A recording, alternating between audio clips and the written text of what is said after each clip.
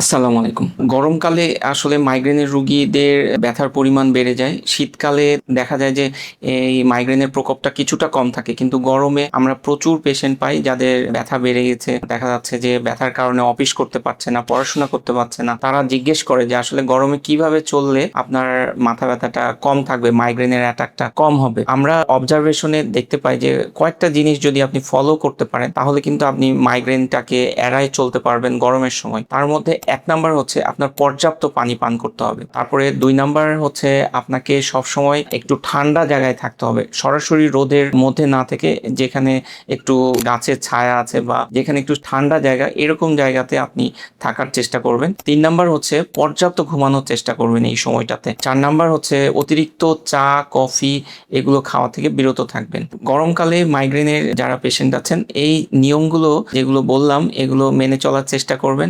এই নিয়মগুলো যদি আপনি মানতে পারেন বা এই নিয়মগুলো যদি মেনে চলতে পারেন তাহলে আপনি গরমের মধ্যে ভালো থাকবেন।